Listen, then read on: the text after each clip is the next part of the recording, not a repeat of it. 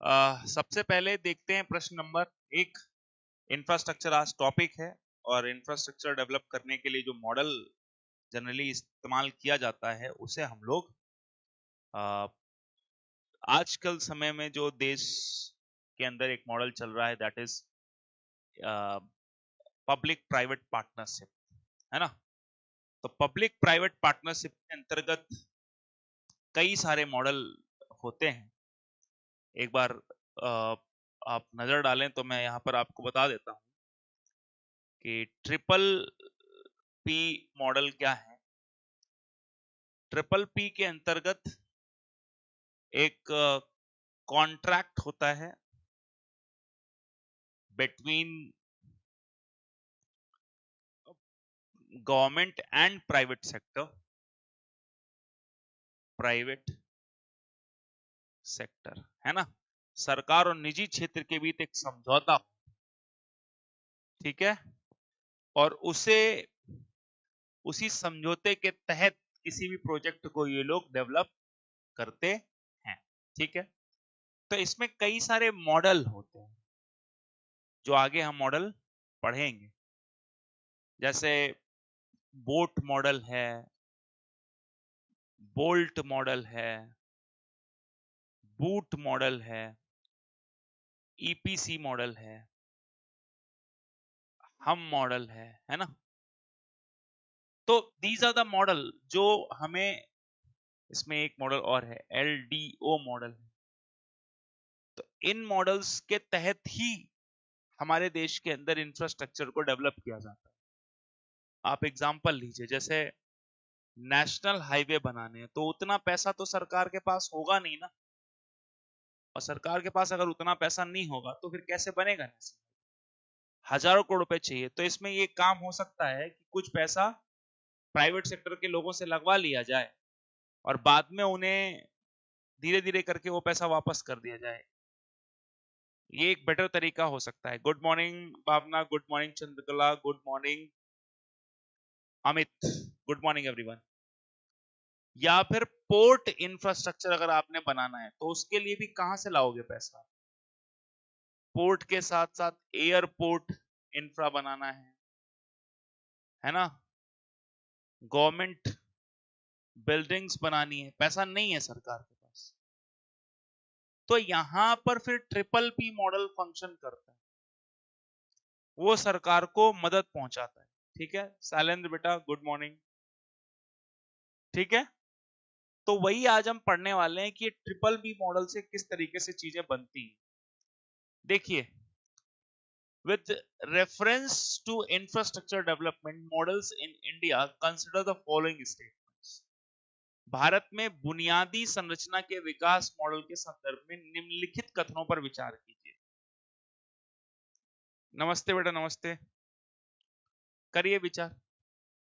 कह रहे हैं build operate transfer boat the private partner is accountable for design construction operate and eventual transfer the facilities. कह रहे हैं बोट मॉडल में निजी भागीदार सुविधा के डिजाइन, निर्माण, संचालन और अंतिम हस्तांतरण के लिए जवाबदेह। अंतिम हस्तांतरण के लिए जवाबदेह। दूसरा एक मॉडल होता है बू, build own operate, entails the private entity retaining ownership of the constructed facility। तो कह रहे हैं कि बिल्ड ओन ऑपरेट में निर्मित सुविधा का स्वामित्व बनाए रखने वाली निजी इकाई शामिल होती है। The hybrid annuity model comprises 60% EPC and 40% board annuity components. Hybrid annuity model में 60% खरीद और निर्माण और 40% निर्माण, परिचालन और हस्तांतरण के लिए वार्षिक घटक शामिल। अब इसमें टर्म्स जो हैं वो बहुत ही मतलब ऐसे हैं जिनको सुन के आपकी हवा सेट हो सकती है। तो एक एक करके हम सबको समझ लेते हैं। जनरली एक बात आपको ध्यान रखना है, जब भी किसी भी टर्म के अंदर ओन नहीं लिखा हो तब तक वो प्रॉपर्टी प्राइवेट सेक्टर को नहीं मिलेगी। बनाना आपको है, बनाकर आपने काम करके दे देनी है बस। ठीक है, शुरू। सबसे पहले देखो क्या लिखा है, बिल्ड ऑपरेट और ट्रांसफर। मतलब प्राइवेट सेक्टर का काम है किसी भी चीज को बनाने का, डिजाइन तैयार करने का, उसे चलाने का, और जैसे ही आपका पैसा वापस आ जाए तो आप उसे ट्रांसफर कर दीजिए। ठीक है, तो पहला तो ठीक है कि private partner is accountable for design, construction and operation, और फिर आपको ट्रांसफर करना है। ये स्टेटमेंट बिल्कुल ठीक लिखा हुआ है। गुड मॉर्निंग बेटा। सेकंड स्टेटमेंट में क्या लिखा है? बिल्ड। बिल्ड मतलब बनाना भी आपको है, ठीक है, फिर आपको ही वो ये दे भी देंगे। जैसे आपने नेशनल हाईवे बना दिया तो आपको ही दे देंगे कि ठीक है आप अपने हिसाब से टोल वोल लगा लो, और जब तक चलाते रहो जब तक आपकी लागत ना आ जाए, ऑपरेट भी करते रहो। तो ये प्राइवेट सेक्टर को इसकी ओनरशिप दे दी जाती है for the period of time. ठीक है, तो ये चीज भी आपको ध्यान रखनी है।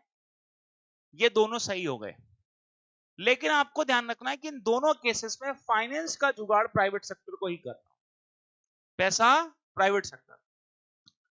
अब आप इमेजिन करो कि कोई बड़ा काम करने जा रहे हो और प्राइवेट सेक्टर को बोला गया कि सारा पैसा तुमने ही लगाना है, तो क्या प्राइवेट सेक्टर के पास इतने पैसे होंगे? नहीं होंगे।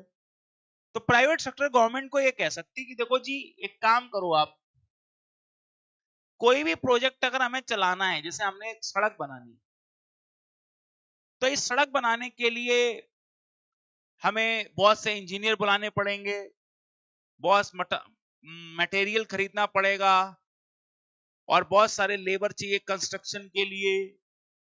देखो बन गया इंजीनियरिंग, प्रोक्योरमेंट, कंस्ट्रक्शन। ये सब करने के लिए कुछ तो पैसा आप अपनी तरफ से दो। तो गवर्नमेंट क्या करती है कि ठीक है, जो जितनी भी कॉस्टिंग आ रही है उसका 40% पैसा आप हमसे ले लो।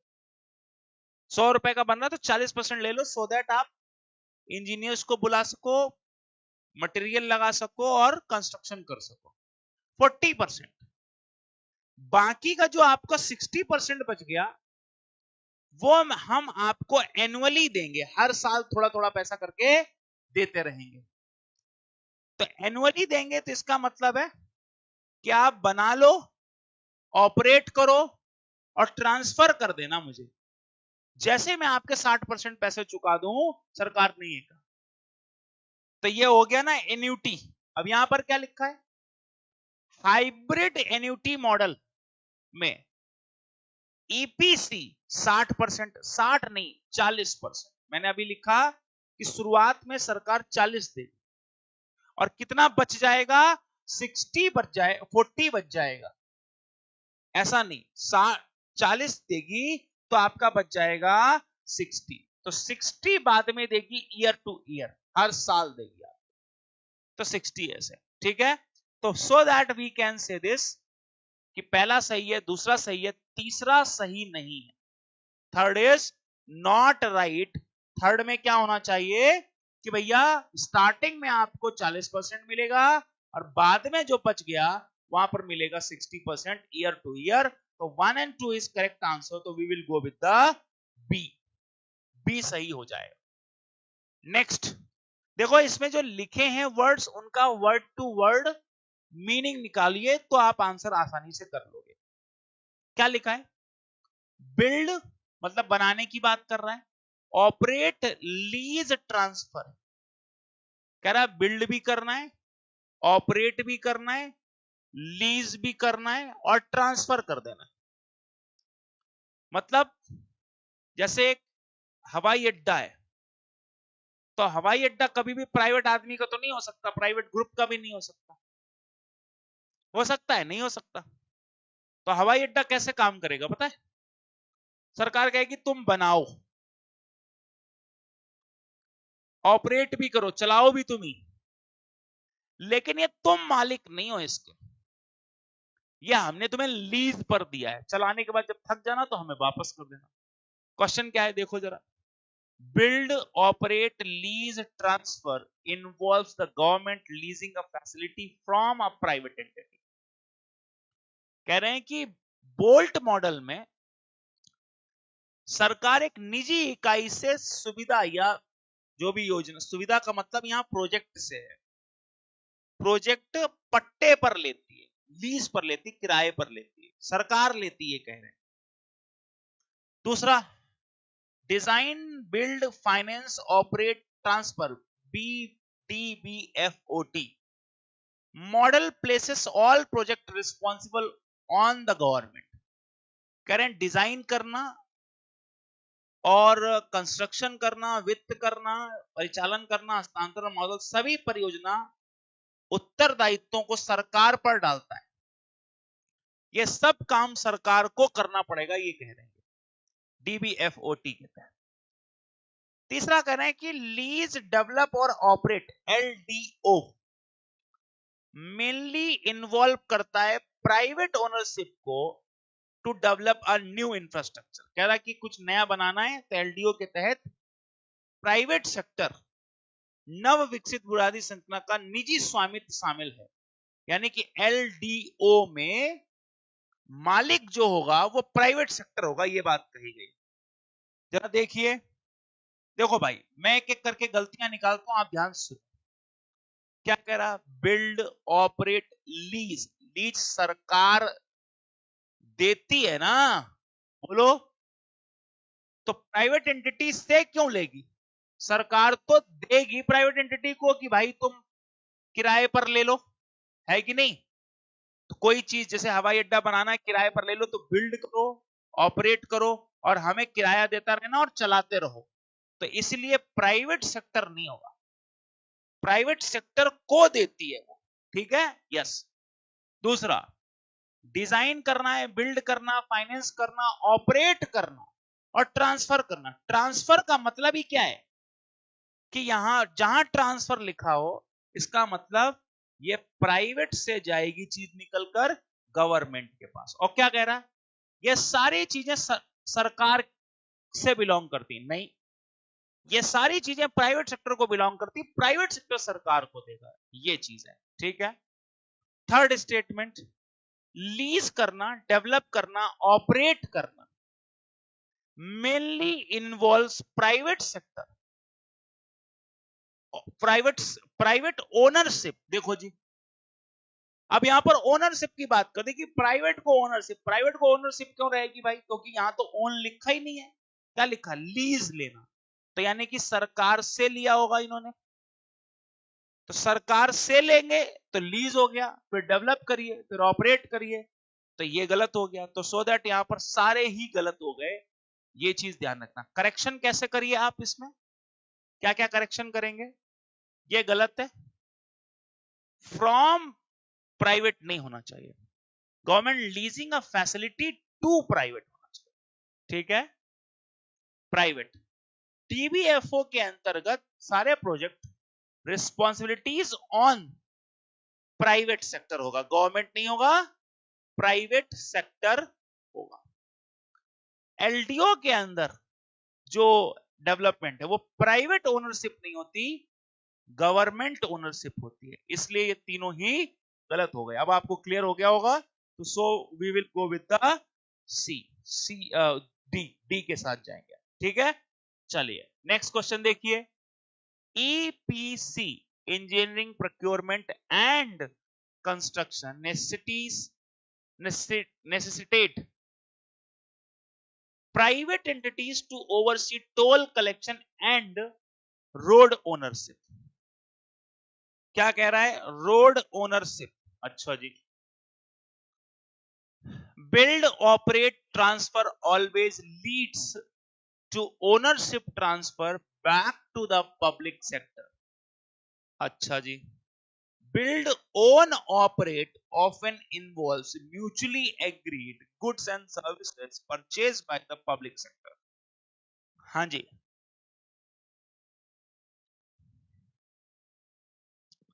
क्या हो सकता है इसका आंसर, जल्दी बताओ। देखो, जो जो समझ में आ रहा पहले वो एलिमिनेट करते हैं। बिल्ड करना, ऑपरेट करना, ट्रांसफर करना, एक बात तो क्लियर हो गई कि प्राइवेट सेक्टर ही ये काम करेगा और फिर बाद में ट्रांसफर कर देगा गवर्नमेंट को। जहां ट्रांसफर लिखा तो ट्रांसफर मतलब गवर्नमेंट को देनी। Always leads ownership transfer back to the public sector, तो बिल्कुल सही है। कि इसका मतलब था कि सरकार को या पब्लिक सेक्टर को उसकी मालिकाना हक वापस कर दे। ठीक है, बोट मॉडल के तहत क्या होता है, बनाते हैं और चलाते हैं और फिर आवाज नहीं आ रही, हाँ अब ठीक है।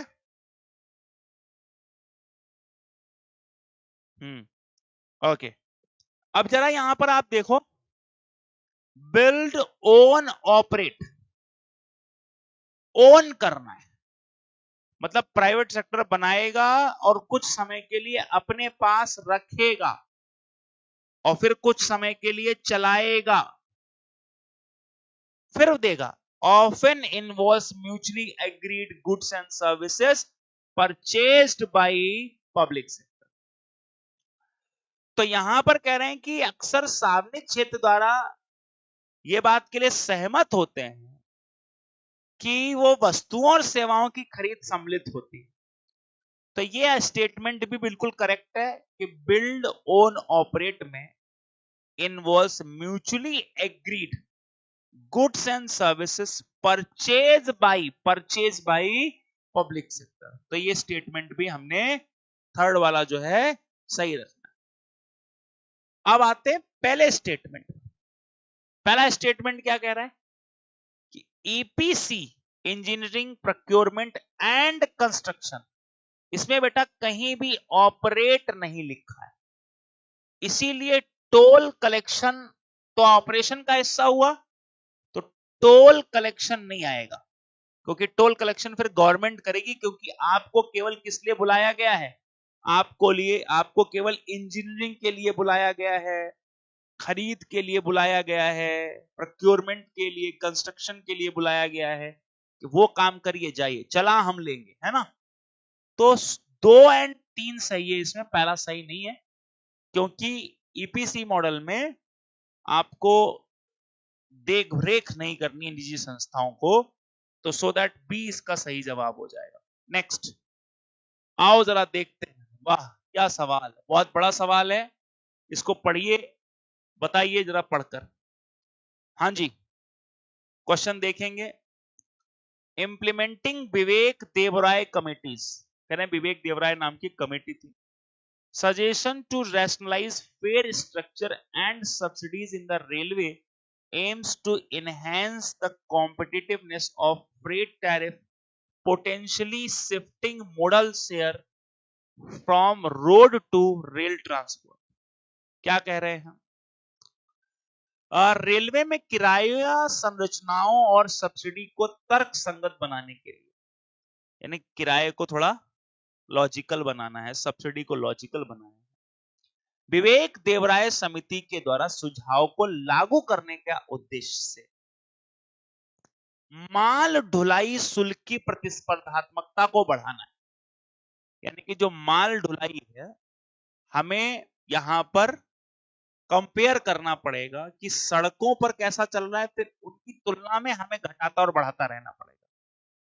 सड़क से रेल परिवहन में मॉडल शहरों को स्थानांतरित करना। कह रहे हैं कि जो सड़क परिवहन है उससे इसकी बजाय लोग रेल के परिवहन में शिफ्ट करें, इस पर हमें ध्यान देना चाहिए। तो इसलिए हमें चाहिए कि हम सड़क के हिसाब से ही अपने शुल्क भी रखें, और जब वहां से पैसा ये कमाएंगे तो फिर ये सब्सिडी और किराए वगैरह पर छूट दे पाएंगे आप सब लोगों को। आपको पता है ना कि आपके टिकट का 57% के आसपास जो अमाउंट होता है वही आपसे लिया जाता है, बाकी सब पैसा रेलवे के द्वारा सब्सिडी के रूप में दिया जाता है, एक खर्च है ना। तो ये चीज है। फिर आइए जरा, एब्सेंस ऑफ एन, ऊपर वाले का सिंपल मतलब है कि विवेक देवराय ने कहा कि जो हम इतनी सब्सिडी दे रहे हैं, जो हम रेल के किराए में चाहते हैं कि और कमी आ जाए, तो उसके लिए हम सब लोगों को माल ढुलाई वाली जो ट्रेनें हैं, या रेलवे को माल ढुलाई वाली जो ट्रेनें हैं, उन ट्रेन पर ज्यादा से ज्यादा सामान लाना पड़ेगा सो दैट कमाई हो सके, और उसके लिए आपको सड़क वाले जो लोग हैं, जो सड़क में गाड़ियां चलाते हैं, उनकी तुलना में चीजें सस्ती करनी पड़ेंगी। Absence of an independent regulator for railway may impede the goal of ensuring market determined and competitive tariff system. Railway के लिए एक स्वतंत्र नियामक की अनुपस्थिति बाजार निर्धारित और प्रतिस्पर्धी प्रशुल्क सुनिश्चित करने के लक्ष्य को बाधित कर सकती है। इन्होंने कहा रेलवे के पास कोई एक ऐसी ऑटोनॉमस बॉडी है नहीं जो ये सब फेयर किराया ये सब देखे, तो इसलिए अभी के लिए मुश्किल होगा कि एक कॉम्पिटिटिव फीस या कॉम्पिटिटिव किराया लिया जाए, लोगों से पता नहीं चल पाएगा, है ना। Absence of comprehensive accounting system in the railway significantly hampers the cost of assessment and evaluation of the project viabilities. क्या कह रहे हैं, रेलवे में व्यापक लेखांकन प्रणालियों की अनुपस्थिति लागत मूल्यांकन और परियोजना व्यवहार्यता के मूल्यांकन में बाधा डालती है। कह रहे हैं समझो रेलवे के पास डेटा वेटा की कमी है, तो वो पता चलता नहीं है कि कितनी लागत वागत है, इसलिए वो ठीक तरीके से किराए का निर्धारण नहीं कर पाते। ये बोलने की कोशिश ये कर रहे हैं। क्वेश्चन नंबर 4 का आंसर अगर होगा देखें तो पहला स्टेटमेंट बिल्कुल सही है, देवराय कमेटी ने ये कहा। अब यहीं से आंसर क्या निकल गया कि विवेक देवराय कमेटी का संबंध रेलवे है ना, तो रेलवे से संबंधित। क्या कहा उन्होंने कहा कि उनका सिंपल मानना है कि भैया अगर आप चाहते हैं कि सब्सिडी को रैशनल करें, चाहते हैं किराए को रैशनल करें, तो फिर माल ढुलाई बढ़ानी पड़ेगी आपको। दूसरा उन्होंने कहा कि माल ढुलाई का जो कितना टैरिफ होना चाहिए, शुल्क होना चाहिए, ये कैसे तय होगा, इसमें समस्या आ सकती क्योंकि हमारे पास कोई भी रेगुलेटर है नहीं अलग से जो किराया विराया तय करता हो। तीसरा कहा कि भैया दूसरा स्टेटमेंट सही है। तीसरा स्टेटमेंट उन्होंने कहा बिल्कुल ठीक है, क्योंकि आप डेटा की कमी की वजह से थोड़ी दिक्कत तो आएगी आपको किसी भी प्राइसिंग को तय करने। तो 1 2 3 इज करेक्ट आंसर, सी इसका सही जवाब हो जाएगा। Next, with respect of government efforts to solar manufacturing consider the following statement. India allows 100% foreign investment via automatic route in solar manufacturing. क्या कह रहे हैं, भारत सौर ऊर्जा विनिर्माण में स्वचालित मार्ग से 100% विदेशी निवेश की अनुमति देता है। 100% विदेशी निवेश की, यानी कि एफडीआई में आप एफडीआई कर सकते हो सोलर सेक्टर में। अगर सोलर का कोई प्लांट लगाना चाहते हैं तो 100% एफडीआई इंडिया में की जा सकती है। Second, foreign investors are encouraged to establish solar power plant under the BOOT model. Foreign investors India में इन्वेस्टमेंट कर सकते हैं और सोलर पावर प्लांट लगा सकते हैं बिल्ड ओन ऑपरेट और ट्रांसफर के मॉडल पर। There is no safeguard duty impose on the import of the solar equipment. तो इन्होंने कहा है कि देखो जी, सौर उपकरण जो हैं अगर विदेशों से मंगाते हो आप, तो उस पर कोई भी सुरक्षा शुल्क नहीं लगाया जाता है, ऐसा कह रहे हैं। Only second statement is correct. अच्छा जी,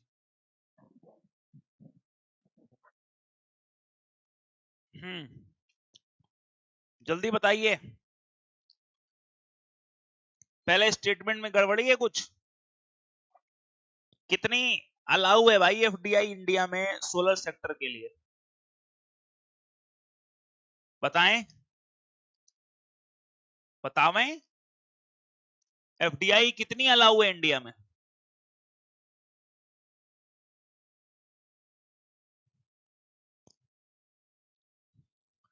देखो बेटा, India allows 100% FDI, 100% FDI allow है, ये बिल्कुल सही बात है। इंडिया सोलर सेक्टर में 100% एफडीआई है, कोई दिक्कत नहीं। दूसरा, विदेशी निवेशकों को बोला गया है कि अगर आप भारत में इन्वेस्टमेंट करना चाहते हो तो बूट मॉडल के तहत कर सकते हैं। कौन से? बूट मॉडल, यानी कि बिल्ड करिए, बनाइए, ओन करिए, जब तक आपका पैसा नहीं निकालिए चलाइए, ऑपरेट करिए और ट्रांसफर कर दीजिए जो एक बार ही पैसा निकल जाए। तो सेकंड स्टेटमेंट भी सही है। थर्ड स्टेटमेंट सही नहीं है। सोलर इक्विपमेंट्स बाहर से खरीदते तो कोई शुल्क नहीं है, गलत। 25% शुल्क है और मुझे लगता है इसे कम करने की जरूरत है, क्योंकि यहाँ पर सोलार की बात हो रही है, थोड़ा और कम करना चाहिए सरकार को। तो 1 and 2 is correct answer, B इसका सही जवाब हो जाएगा। ठीक है, आइए जरा इस क्वेश्चन को ढंग से पढ़ेंगे तब इसका सही से आंसर देंगे, है ना। बोलो जी, दीजिए आंसर। क्या है नाम? National Land Monetisation Corporation. Land monetisation, अब पहले ध्यान से सुन लो। बहुत सारी प्रॉपर्टी या एसेट हमारी सरकार की कंपनियों के पास भी होती है। जैसे एग्जांपल लेते हैं, ओएनजीसी, भेल, सेल, गेल, ये बड़ी बड़ी कंपनियां हैं। इनके पास दो प्रकार के एसेट होते हैं। एक कोर एसेट, यानी ऐसी संपत्ति जिससे ये खुद पैसा कमाते होंगे, है ना। जैसे मान लो एक एग्जांपल कहूं, ठीक है, कि ओएनजीसी का एक प्लांट, और उससे ये नेचुरल गैस रिफाइन करके बेचते हैं, और वो प्लांट पता चलता कहीं दूर है, कहीं साइड में। तो ये खुद से ना चलाएं, बल्कि ये क्या सोचे कि यार ना मैं रिलायंस वालों को दे देता हूं, वो चला लेंगे और साल में कुछ पैसे मुझे दे दिया करेंगे, मेरा हिस्सा। ये बिल्कुल वैसे ही है जैसे आपका कोई खेत हो, आप किसी को दे दो, या खेत है बढ़िया चल रहा, फसल होती है इसमें, तो इसको हम बोलते हैं मोनेटाइजेशन करना। किसी को आप अपनी संपत्ति दे दीजिए, मोनेटाइजेशन। लेकिन अच्छा एक बात बताओ, क्या वो जो एसेट है वो कोर एसेट है, यानी कि ऐसा एसेट है जिससे चालू इनकम आती है, एक्स्ट्रा नहीं है? हाँ, वो कोर एसेट है भाई, क्योंकि वो तो चल रहा था ना, वो तो प्लांट। लेकिन ऐसा भी तो हो सकता है कि ओएनजीसी के पास बहुत सारी जमीन पीछे पड़ी हो, वो किसी काम की नहीं हो, तो वो एक काम कर सकता है कि वो आसपास के किसान को बोल सकता है कि तुम ले लो ये जमीन किराए पर और हमें पैसे दे देना, क्योंकि हमें इसका यूज नहीं है। तो वो उसका नॉन कोर एसेट है, यानी कि वो उससे पैसा नहीं कमाता। लेकिन जब वो किसी को किराए पर देता है, उसको हम कहते हैं मोनेटाइजेशन करना। बात आई समझ में? कोर एसेट मतलब कोई ऐसी संपत्ति जो आपको पैसा कमा के दे रही हो, लेकिन आप किसी दूसरे को देते हैं, उसको बोलते हैं मोनेटाइजेशन। कोई ऐसी संपत्ति जो आपके यूज में हो, प्रयोग में हो, वो आपका कोर एसेट है। लेकिन कोई ऐसी संपत्ति जो आपके प्रयोग में नहीं है, वो आपका है नॉन कोर एसेट। मान तो ऐसे समझो, इतना बड़ा प्लांट है, प्लांट इतनी ही जगह में लगा है, तो ये लैंड कैसी हो गई? Core asset. मैं इसलिए बता रहा हूं जिससे आप आसानी से आंसर कर सको। ये कोई एक्स्ट्रा पड़ी है, कोई यूज ही नहीं है, ये हो गई नॉन कोर एसेट, और इसे ही हम अपनी सरप्लस लैंड भी कह सकते हैं कि ज्यादा बची। बात आई समझ में? तो हमारे गवर्नमेंट के पास या सरकारी कंपनियों के पास क्या बहुत सारी ऐसी लैंड हो सकती है जिनको वो यूज कर सकते हैं टू मेक द मनी। ठीक है, आइए एक एक करके हम आप समझेंगे इसका क्यों लॉन्च किया गया। कह रहे नेशनल लैंड मोनेटाइजेशन कॉर्पोरेशन नाम की एक संस्था है, क्या करती? इसका मुख्य उद्देश्य था facilitate to sale and lease of surplus land and building assets owned by government entities and PSUs to generate the capital। ठीक है, पहला स्टेटमेंट क्या कह रहे हैं कि नेशनल लैंड मोनेटाइजेशन कॉर्पोरेशन इसलिए बनाया गया क्योंकि सरकारी संस्थाओं और सार्वजनिक क्षेत्र के उपक्रमों के स्वामित्व वाली संस्थाएं जो होती हैं, अधिशेष भूमि और भवन संपत्तियां जो उनके पास पड़ी हुई हैं, जो अधिशेष मतलब एक्स्ट्रा पड़ी हैं, उनकी बिक्री की जा सके या फिर उन्हें किसी को किराए पर दिया जा सके, जिससे कि ये लोग एक एक्स्ट्रा इनकम या पैसा कमा सके। पहला चीज ये हो गई। ठीक है, सेकंड आते हैं, कहते हैं कि नेशनल लैंड मोनेटाइजेशन कॉर्पोरेशन की स्टैब्लिशमेंट जो अनाउंस की गई थी, वो इसलिए करी गई थी बजट स्पीच के अंदर 2021-22 में, subsequently set up to oversee core asset monetization। Core asset monetisation के लिए की गई थी। अब ये यहां पर ध्यान से सुनना, राष्ट्रीय भूमि मुद्रीकरण निगम की स्थापना जो है की घोषणा 21-22 में की गई और बाद में मुख्य संपत्ति मुद्रीकरण की देखरेख के लिए इसकी स्थापना की गई। कह रहे हैं कि मुख्य संपत्ति है उसकी देखरेख के लिए किया गया है। अच्छा जी है। तीसरा क्या करें, NLMC। अब आप ध्यान से देख लो, ये कह रहा है कि इसलिए बनाया जिससे कि कोर एसेट की देखरेख कर सके। NLMC solely focus on advising private sector entities in identifying their surplus non-core asset from the monetization। क्या कह रहा है, राष्ट्रीय भूमि मुद्रीकरण निगम पूरी तरह से निजी क्षेत्र की संस्थाओं को मुद्रीकरण के लिए उनकी अधिशेष गैर प्रमुख संपत्तियों की पहचान करने में सलाह देने पर ध्यान केंद्रित करता है। अब यहां पर आप ध्यान से सुन लो, किसके लिए कह रहा है, निजी क्षेत्र के लिए कह रहा है। यहां पर ये कोर एसेट कह रहा है, तो आप देख लो किसको क्या कह रहा है, बताओ भाई।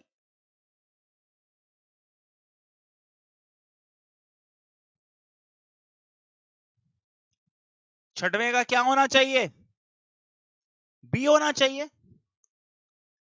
देखो भाई, पहली चीज मैंने क्या कहा, अगर कोई लैंड यूज में है तो उसे आप कोर मानो, और अगर लैंड नॉट इन यूज है उसे आप सरप्लस मानो या नॉन कोर मानो। ठीक है, हमने क्यों बनाया, जो फालतू जमीन पड़ी है उसके लिए बनाया है ना एनएलएमसी को। सरप्लस बिल्डिंग जमीनें, तो पहला तो सही हो गया। दूसरा क्या कह रहा है, कह रहा है कि हमने इसलिए बनाया था इसको कि ये कोर एसेट को देखभाल कर सके। कोर क्यों, कोर का तो यूज हो रहा है, उसका क्या देखभाल करना है, बोलो। ओएनजीसी की ये लैंड जो यूज हो रही है एग्जांपल में, इसका क्या मेन तो ये फालतू पड़ी है, इससे पैसे कमाना है और क्या। तो ये है ना नॉन कोर, तो ये तो सेकंड तो गलत हो गया। थर्ड में क्या कह रहा है कि इसलिए बनाए कि पूरी तरीके से प्राइवेट सेक्टर पर फोकस करें। प्राइवेट सेक्टर का क्या लेना देना है यहां पर, पब्लिक सेक्टर। यस या नो बाबा, यस। कि पब्लिक सेक्टर के पास जो नॉन कोर लैंड पड़ी है उसको हमें मैनेज करना है, ना कि पहले वाले में ना कि कोर सेक्टर को मैनेज करना। तो 1 तो गलत, 1 तो सही है, 2 and 3 इज रॉन्ग, 2 और 3 गलत हो गया, एंड 2 and 3 गलत हुआ तो हमारा आंसर हो जाएगा ओनली 1 इज करेक्ट आंसर। ठीक है, चलिए नेक्स्ट। आइए आइए आइए, कह रहे हैं कि भैया एक एनएलएमसी जब बनाए थे तो उससे रिलेटेड भी कुछ बातें। National Land Monetisation Corporation was set up with an authorised share capital of 500 crore and paid up capital of 150 crore. 5000 crore है, सॉरी 5000 करोड़ रुपए इसमें जुटाए गए शेयर से, और 150 करोड़ रुपए सरकार ने खुद से दिए। ठीक है, ऐसे NLMC is exclusively responsible for monetization of core asset owned by government agencies and public sector undertakings। आय हाय हाय हाय, देख के फेंक दो सवाल को। फिर क्या कह रहा है, National Monetisation Pipeline encompasses core and non-core assets monetization undertaken by NLMC। बताइए जरा, आंसर करिए 7th नंबर का।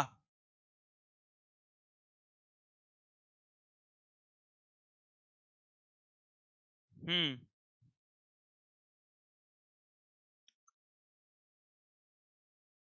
सेवेंथ का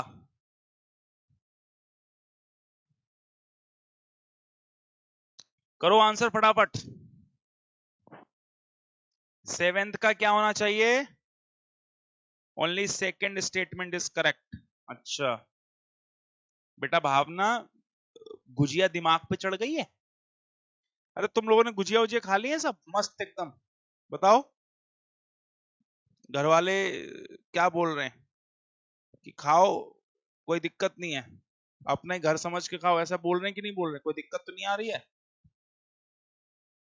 तुम लोगों ने होली खेली, रंग खेले, गुजिया खाई होगी दबा के, और मस्त है, ब्रेकफास्ट भी हो गया होगा अब तो। नहीं खाई? क्यों नहीं खाई भाई? क्या ऐसी क्या तकलीफ आ रही? कौन मना कर रहा तुम्हें खाने से? गुजिया उजिया खाओ भाई। ठीक है, भांग का नशा नहीं उतरा है, बहुत दुष्ट है ये। नहीं खाए, ठीक है, नहीं खेली होली, कोई बात नहीं। अब होली खेलना जरूरी नहीं है, रंग वंग तो ठीक है, बाद में भी खेल ले जाए, एक बार नौकरी लग जाएगी तो रंग वंग खेलते रहो फिर अपना, है कि नहीं? मस्त रहो, कोई टेंशन की बात नहीं है। ओके। तो ये सुबह सुबह ब्रेकफास्ट करवा देते हैं, 9 बजे तक हो जाता है आपका। घर वाले क्या बोलते हैं? कर लो बेटा, उठो, लाल है आंखें खोलो, पानी लाए मुंह धो लो, ऐसे।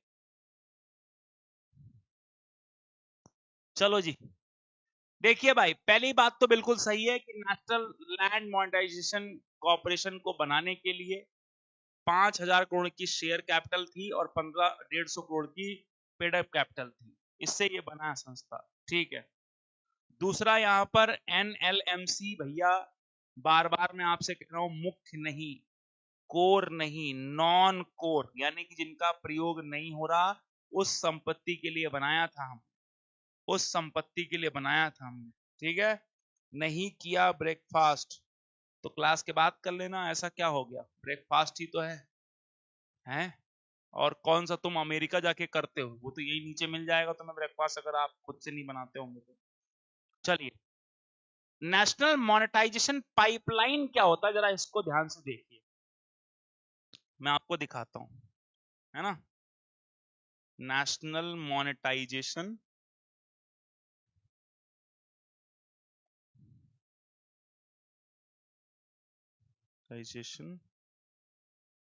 पाइपलाइन, ठीक है, आपको दिखाते हैं, अच्छा आ जाओ। तो नेशनल मोनेटाइजेशन पाइपलाइन एक योजना है। अब इसको थोड़ा सा ना इम्प्रूव किया गया फॉर द ईयर ऑफ 2000, अगर मैं देख पाता कौन से ईयर के लिए, अभी हाल के बजट में है इस बार के, और इन्होंने इसे बढ़ा दिया है, कोई बात नहीं। फिलहाल मैं यही वाला आपके साथ डिस्कस कर देता हूँ। ये लो, 2025 बढ़ गया, आ गया ना, तो अब 2025 से बढ़ाकर 2030 तक का नया आया है, आ जाएगा, अभी इसका अपलोडेड नहीं है, देख लो। नेशनल मोनेटाइजेशन पाइपलाइन क्या है? नेशनल मोनेटाइजेशन पाइपलाइन का मतलब है कि जो हमारे रेल रोड है, रोड से पैसा कमाते हैं, रेलवे से, पावर से, नेचुरल गैस से, है ना, स्टेडियम से, पोर्ट से, एविएशन से, माइनिंग से, वेयर हाउस से, टेलीकॉम से, इन सब से ना सरकार पैसा कमाती। ठीक है। तो जो सरकार पैसा कमाती इन सब से, कैसे कमाती है? इन्हीं को तो सरकार देती है लोगों को, रोड पर चलने का टैक्स लगाती, रेलवे वाले किराया देते, बिजली का बिल देते हैं आप, गैस खरीदते तो उसके पैसे देते, टेलीकॉम के पैसे देते। तो ये पाइप, अगर यहां पर हम देखें, तो ये जो सारी चीजें आपको दिखाई दे रही है ना, ये ऐसी चीजें हैं जिनको हम कोर एसेट कहते हैं। तो कोर एसेट से पैसा कमाते हैं सरकार, बेचकर, इनको बेचकर, इन द सर्विसेज, सेवाएं बेचते हैं। तो नेशनल मोनेटाइजेशन स्कीम के तहत सरकार सेवाएं बेचती है, लेकिन ये पैसा वो कोर एसेट से कमाती है, नॉन कोर एसेट से। तो अब यहां पर क्या कह रहा है, यहां वो नेशनल मोनेटाइजेशन लैंड की बात नहीं कर रहा, नहीं, बल्कि यहां पर क्या कह रहा है, कह रहा है नेशनल मोनेटाइजेशन पाइपलाइन में कोर और नॉन कोर, नॉन कोर नहीं है भैया इसमें, नॉन कोर नहीं है, that is only core, core से पैसा कमाते हैं, इसलिए ये गलत हो गए, 1 and 1 करेक्ट हो गया, 2 and 3 नॉट। चूरन सिंह किसका नाम? चूरन क्या है ये सब? चूरन वूरन ठीक है, उम्र के साथ खाना पड़ता है लोगों को, जिनको थोड़ी दिक्कत रहती होगी, है नहीं? वैसा कोई दिक्कत नहीं है, चूरन वूरन खा सकते हैं आप। नेक्स्ट नेक्स्ट क्वेश्चन देखिए, 1 and 2, sorry question number 1। Question number 1 देखिए क्या कह रहे हैं। MNREGA focuses on providing skill training for employment promotion among the urban poor। शहर के लोगों को स्किल ट्रेनिंग देनी है, नौकरी देनी कह रहे हैं। स्वर्ण जयंती शहरी रोजगार योजना का मेन उद्देश्य है रूरल एरिया के अंदर एग्रीकल्चरल डेवलपमेंट करना। नेशनल लिवलीहुड मिशन के अंतर्गत कोशिश करेंगे कि इंक्लूसिव ग्रोथ हो, सबका विकास हो, स्किल डेवलपमेंट प्रोग्राम चलाएं। जल्दी से क्या सही है, कितने सत्य हैं?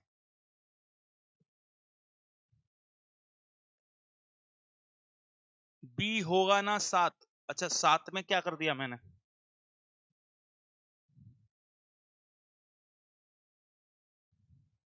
बी क्यों होगा भाई, ये पहला होगा ना ये। ठीक है, इसमें कोर है और इसमें क्या है, national exclusive responsible for. Core की जगह नॉन कोर है ना, नॉन कोर के लिए रिस्पॉन्सिबल है भाई। आ जाओ जल्दी देखिए, जल्दी देखिए, क्वेश्चन करिए।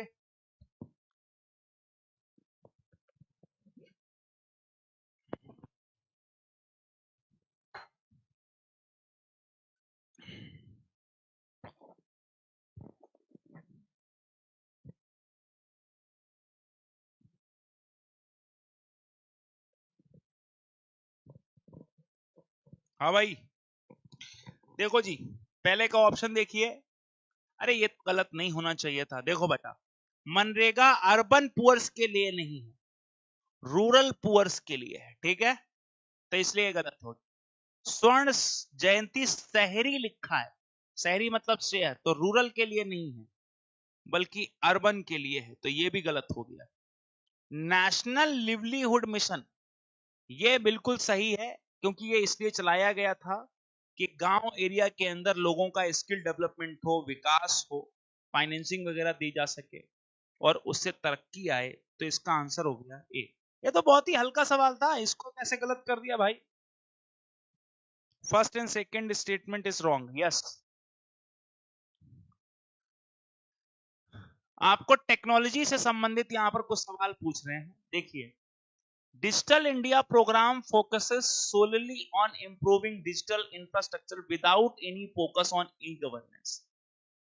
कह रहे हैं कि डिजिटल इंडिया का मुख्य काम है डिजिटल बुनियादी ढांचे को बेहतर करना, लेकिन उसका कोई फोकस ई गवर्नेंस पर नहीं। ई गवर्नेंस मतलब ऑनलाइन सरकार से संबंधित जो काम वगैरह आप करवाते हैं उससे संबंधित, जैसे ऑनलाइन ड्राइविंग लाइसेंस देना, ऑनलाइन कोई कास्ट सर्टिफिकेट बनाना, ये सब।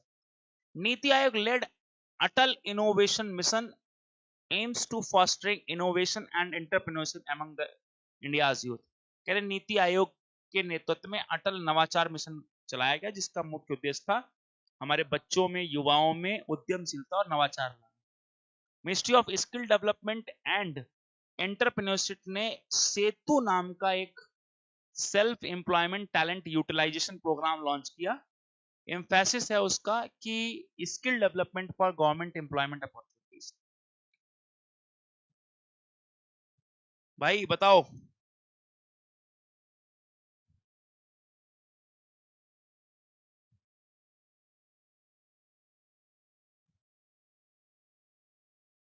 करिए, आंसर कर दीजिए फटाफट।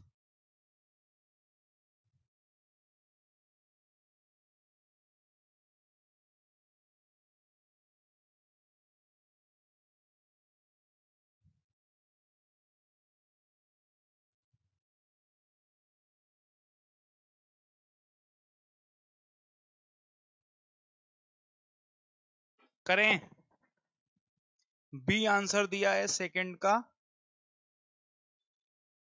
ठीक है। बी क्यों दिया? देखो भाई, डिजिटल इंडिया का प्रोग्राम फोकस किस पर है? डिजिटल इंफ्रास्ट्रक्चर पर, हाँ, लेकिन क्या उसका फोकस ये नहीं है कि ई गवर्नेंस? तो विदाउट एनी फोकस नहीं, विदाउट विथ फोकस ऑन। तो भाई ई गवर्नेंस तो बेहतर करना ही है ना, सारी सुविधाएं ऑनलाइन अवेलेबल हो जाएं, इससे क्या है खराबी है? तो yes, e governance should be there. एक नीति आयोग के द्वारा अटल इनोवेशन मिशन, यस, स्कूलों के अंदर एम की शुरुआत करी गई है, जिससे बच्चों को इनोवेशन और एंटरप्रेन्योरशिप सिखाई जा सके। ठीक है, देखो भैया, ये जो भारत में सेतु नाम की मैकेनिज्म की शुरुआत की गई, सेल्फ एम्प्लॉयमेंट टैलेंट यूटिलाइजेशन, इसको मिनिस्ट्री ऑफ स्किल डेवलपमेंट ने नहीं लॉन्च किया, बल्कि इसे भी नीति आयोग के द्वारा ही लॉन्च किया गया है। तो इसलिए ये भी गलत हो गया। तो हमारा 1 और 3 सेतु नीति आयोग, ठीक है, नीति आयोग ने ये सेतु बनाया है।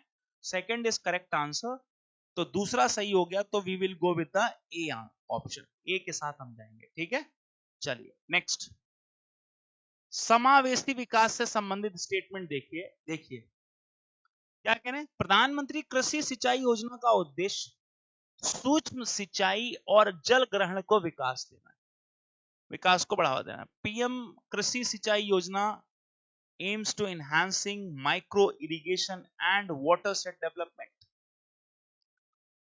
Second है, national agriculture market also focuses on establishing local mandis for crop procurement. राष्ट्रीय कृषि बाजार फसल खरीद के लिए स्थानीय मंडियों की स्थापना पर भी ध्यान केंद्रित करता है।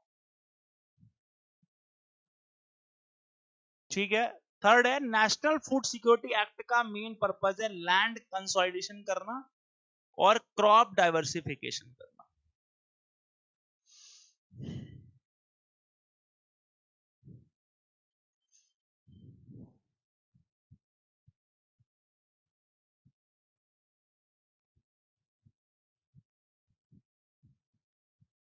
देखिए सही करते हैं पहला फटाफट। देखिए, पीएम कृषि सिंचाई योजना माइक्रो इरिगेशन के लिए काम करता है और वाटर सेट डेवलपमेंट यानी कि जल का मैनेजमेंट भी करता है। स्टेटमेंट ठीक है। नेशनल एग्रीकल्चर मार्केट का काम नहीं है गांव गांव में मंडियां खोलना, स्टेट गवर्नमेंट का काम होता है, बल्कि ये क्या करता है, ये लिंक करता है, इसको जोड़ दिया जाता है विद मंडीज। ठीक है, सो दैट ये इसका काम नहीं है मंडी वगैरह खोलना। नेशनल फूड सिक्योरिटी एक्ट का काम लैंड कंसोलिडेशन थोड़ी ना है, बल्कि इसका काम है फूड, जो राइट टू फूड है वो इंश्योर करना, हर किसी तक भोजन पहुंच सके।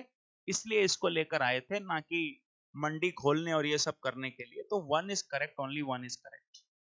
नेक्स्ट क्वेश्चन देखिए, Atmanirbhar Bharat Rozgar Yojana aims to incentivise companies for job creation and restore lost jobs due to COVID pandemic.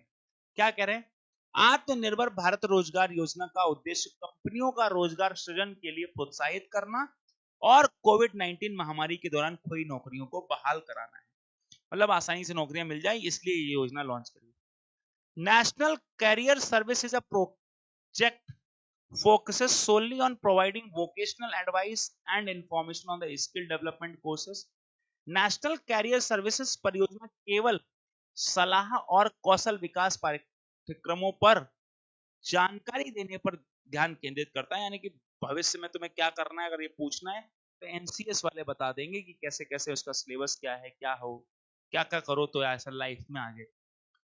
प्रधानमंत्री गरीब कल्याण रोजगार अभियान के तहत primarily targets urban unemployment caused by covid pandemic. तो कहते हैं कोविड-19 पैंडेमिक के अंतर्गत जो नौकरियां गई उन पर फोकस करने के लिए कि कैसे वो आए, तो शहरों के अंदर, शहरों पर ध्यान देने के लिए प्रधानमंत्री गरीब कल्याण रोजगार अभियान की शुरुआत करी गई थी।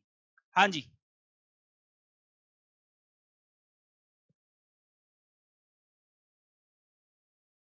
बताइए।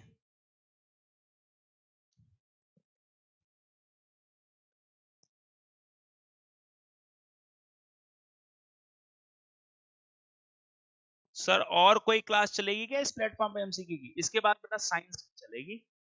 ठीक है, और फिर प्रीवियस ईयर क्वेश्चंस चलेंगे इसके ऊपर, है ना, जो पहले क्वेश्चंस हो चुके हैं वो चलेंगे। ओके, यस, चलो जी, अब देखते हैं आत्मनिर्भर भारत रोजगार योजना क्या है। क्या लगता है आपको, सही होना चाहिए आत्मनिर्भर भारत रोजगार योजना? बिल्कुल ठीक है। आत्मनिर्भर भारत रोजगार योजना इसलिए ही शुरू करी गई थी जो लोगों ने कोविड-19 में अपनी नौकरियां खोई हैं उनको नौकरियां वापस मिल सके और कंपनियों को प्रोत्साहित किया जा सके कि भाई नई नई नौकरियां निकालिए। नेशनल कैरियर सर्विस बिल्कुल आपको वोकेशनल एडवाइस देगा, सलाह देगा, स्किल डेवलपमेंट कोर्स कौन कौन से करने चाहिए ये भी बताएगा, लेकिन सोलली और ओनली जैसा नहीं है, ये और भी काम करता है। यानी कि ये आपका नौकरी मिलाप भी करवाएगा, यानी कि आपके लिए नौकरियां भी ढूंढ कर देगा, तो ऐसे और काम भी करता है। इट डजंट मीन दैट कि ये केवल ऐसा ही काम करता है, केवल तो गलत हो गया ना। यानी कि आगे लाइफ में जैसे आप पूछोगे इससे कि भाई मुझे क्या करना चाहिए सर, मेरी ये तो बताएगा तुम्हें, फिर पूछोगे सर ये कैसे होता, वो भी बताएगा। ठीक है सर मैंने कर लिया है, तो फिर तुम्हारे लिए नौकरियां ढूंढने भी तुम्हारी मदद करेगा, ये चीज है। ठीक है, थर्ड स्टेटमेंट कह रहे हैं कि प्रधानमंत्री गरीब कल्याण रोजगार योजना शहर के अनएम्प्लॉयमेंट्स को टारगेट करता है? नहीं, शहर के लोगों को टारगेट नहीं करता था, बल्कि ग्रामीण के लोगों को टारगेट करता था, रूरल एरिया के लोगों को टारगेट करता था, रूरल एरियाज के लोगों को टारगेट करता था। तो अब यहां पर पहला स्टेटमेंट तो सही है, लेकिन सेकंड और थर्ड गलत हो गया, तो ओनली वन इज करेक्ट हो जाएगा। आइए जरा फिर स्टेटमेंट देखिए अनएम्प्लॉयमेंट के रिगार्डिंग। क्या स्टेटमेंट है? महात्मा गांधी यानी कि MNREGA aims to create efficient and effective institutional platform for rural poor to enhance family income। ग्रामीण लोगों के लिए एक मतलब इनकम बढ़ाने के जरिए से लेकर आए थे मनरेगा, ये इनकम बढ़ाने का तरीका है। अच्छा जी, सेकंड, दीनदयाल अंत्योदय योजना with an aim to uplift the urban poor folks by enhancing sustainable livelihood opportunities through skill development। Deen Dayal Antyodaya योजना का उद्देश्य कौशल विकास के माध्यम से सतत आजीविका के अवसरों को बढ़ाकर शहरी गरीब लोगों का उत्थान। अच्छा जी, प्रधानमंत्री कौशल विकास योजना एक फ्लैगशिप स्कीम है जिसे ministry of skill development and entrepreneurship के द्वारा चलाया जाता है and implemented by national skill development corporation. ये लोग इसको ऑपरेट करते हैं, ऐसा कहा जा रहा है। ठीक है जी, बताइए। देखो जी, समय का अभाव है इसलिए हम जल्दी जल्दी इसको कर लेंगे। सेकंड स्टेटमेंट बिल्कुल ठीक है। दीनदयाल अंत्योदय योजना का एम था कि urban poor folks by sustainable livelihood through the skill development, skill development देकर उनको उत्थान करना है, बढ़ाना है। प्रधानमंत्री कौशल विकास योजना इसी मिनिस्ट्री ऑफ स्किल डेवलपमेंट के अंतर्गत चलाई जाती है, एनसीडीसी उसको इंप्लीमेंट करता है, ये भी ठीक है। देखो भाई, मनरेगा इनकम बढ़ाने के लिए नहीं है कि इनकम बढ़ाने का साधन है, नहीं, बल्कि लिवलीहुड इंश्योर करना है। इनकम बढ़ाना तो परमानेंट रोजगार चाहिए ना, 100 दिन से तो खाना भोजन ही जीविकोपार्जन ही आ पाएगा, है कि नहीं। इनकम तो तब बढ़ाना कहेंगे जब आप के यहां पर अगर हम देखें हमेशा नौकरी हो, परमानेंट एम्प्लॉयमेंट हो, तो इनकम बढ़ाने वाली बात कहो, इसको क्या इनकम बढ़ाना है। प्रधानमंत्री रोजगार प्रोत्साहन योजना के बारे में यहां पर स्टेटमेंट दिया हुआ है। प्रधानमंत्री रोजगार प्रोत्साहन योजना scheme aims to incentive employers for employment generation by the government paying the full employer EPS contribution। तो लो जी, एम्प्लॉयमेंट पेंशन स्कीम के तहत 12% का कंट्रीब्यूशन सरकार करेगी। यहां पर ये कह रहे हैं कि अगर आप नौकरियां जो यानी कि जो हिस्सा हमारे उनको देना पड़ता कंपनियों को, अब वो हिस्सा कंपनियां अपनी जगह पर सरकार देगी। ठीक है, beneficiary enrolled in Pradhan Mantri Rozgar Protsahan continue to receive benefits of for 3 years from the date of registration. जिस दिन उनका रजिस्ट्रेशन होगा उसके 3 साल तक उन्हें ये 12% का कॉन्ट्रीब्यूशन सरकार देगी, ऐसा कहा गया है। इस स्कीम के solely focusing on employment generation in urban area, शहरी एरियाज में ही नौकरियां उत्पन्न करनी, ये उसका मेन उद्देश्य है। तो अब देखो यहाँ पर शहर गांव ऐसा कुछ नहीं लिखा, रोजगार प्रोत्साहन तो गांव में भी चाहिए, तो रूरल तो ऐसे ही हो गया, ठीक है। और बाकी दोनों स्टेटमेंट बिल्कुल ठीक है। 12% का कंट्रीब्यूशन सरकार देती है, 3 साल तक देती है, जिससे कि जो बर्डन है हमारे एम्प्लॉयर्स पर या कंपनियों पर वो कम हो जाए, कम हो सके, ठीक है। ये उसका मेन पर्पस है। आगे आइए, with the reference to government schemes for poverty alleviation consider the following statement. गरीबी उन्मूलन से संबंधित सरकारी योजना के संदर्भ में स्टेटमेंट पढ़िए। प्रधानमंत्री ग्रामीण आवास योजना का काम है लो इंटरेस्ट पर लोन देना, एनुअल गारंटी वेज यानी कि नौकरी देना, पैसा देना रूरल ग्रामीणों को यानी रूरल हाउस होल्ड्स को। अन्नपूर्णा क्या करती है, 10 किलोग्राम आपको फ्री फूड ग्रेन देती है। All eligible senior citizen regardless of their registration under the national old pension scheme, pension scheme के तहत 10 किलो अनाज बढ़ रहा है, वाह। नेशनल फूड सिक्योरिटी मिशन का फोकस है प्रोडक्शन ऑफ राइस और व्हीट और पल्सेस को बढ़ाना। बताओ भाई 7th नंबर का आंसर क्या है?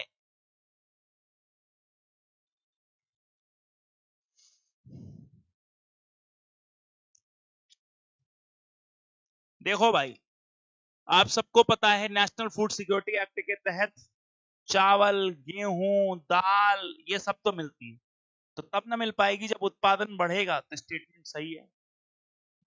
क्या बोलती पब्लिक, सही कह रहा हूं ना? हाँ जी। सेकंड, प्रधानमंत्री ग्रामीण आवास योजना मकान दे सकता है, आपको दिहाड़ी या वेतन नहीं दे सकता, ये चीज ध्यान रखो। तो वेतन देने की योजना नहीं है ये बात आपको अपने दिमाग में बिठा लेनी है, ठीक है। Second, Annapurna 10 KG free ration देगा, पेंशन स्कीम के तहत पेंशन मिलती है, राशन नहीं मिलता, ये बात भी आपको दिमाग में बिठा लेनी है। तो 1 and 2 इज नॉट राइट, 1 और 2 इसके सही जवाब नहीं होंगे, ठीक है। Next question, national rural livelihood mission government scheme से रिलेटेड है, तो ध्यान से सुनिए। नेशनल रूरल लिवलीहुड मिशन का काम है डाइवर्सिफाई करना rural poors wants and providing them monthly jobs through the self help groups. कह रहे कि इसका उद्देश्य यह है कि ग्रामीणों की आवश्यकता में विविधता लाना और उन्हें स्वयं सहायता समूहों के माध्यम से मासिक रोजगार कम से कम मिल जाए, ऐसा उन्हें लायक बना देना, ठीक है। कौशल विकास योजना के तहत only fresh entrants to the labour market without addressing dropouts from class 10th and 12th। Kaushal Vikas Yojana का लक्ष्य केवल श्रम बाजार में नए प्रवेशकों को लक्षित करना है, यानी जिनके पास कोई काम नहीं, और कक्षा 10 और 12वीं के बाद पढ़ाई छोड़ने वालों को संबोधित नहीं करता, यानी उनको नौकरियां नहीं देता जो 10वीं और 12वीं में पढ़ाई देती है, छोड़ दी। National urban livelihood mission not only organize urban poor self help groups and provide skill development but also facilitate credit accessibility for the self employment ventures। कह रहे हैं जो शहरी आजीविका मिशन है वो केवल शहरी गरीबों को स्वयं सहायता समूह खोलने में ही मदद नहीं करता, बल्कि उनको स्किल भी देता है और फिर उनको ऋण वगैरह भी प्रोवाइड कराता है, ये बात भी यहाँ पर की गई है। तो देखो थर्ड स्टेटमेंट तो सुनने में ही अच्छा लग रहा है, बिल्कुल ठीक है, स्टेटमेंट में कोई दिक्कत नहीं है। पहला स्टेटमेंट भी ठीक है कि जो रूरल लिवलीहुड मिशन है उसका मेन पर्पस ये था कि गांव के जो लोग हैं उनको कुछ ना कुछ इनकम होने लगे, वो चीज है, तो सो दैट फर्स्ट स्टेटमेंट भी करेक्ट है। थर्ड स्टेटमेंट इसलिए करेक्ट नहीं है कि 10वीं और 12वीं के लोगों को छोड़ दोगे तो वो क्या जाएंगे, तो 10th और 12th के लोगों को भी शामिल किया जाएगा, ये चीज भी ध्यान रखना। तो second statement is not right, 1 and 2 is 1 and 3 is correct answer, तो 2 इसमें सही हो जाएंगे, ठीक है। तो मेरे प्यारे दोस्तों आज के लिए इतना ही, thank you so much, have a great day, see you tomorrow, कल फिर मिलते हैं, तब तक के लिए शुक्रिया, धन्यवाद, और ऐसे ही पढ़ते रहिए, आगे बढ़ते रहिए, खूब तरक्की करते रहिए, है ना। Thank you so much, have a great day, see you tomorrow.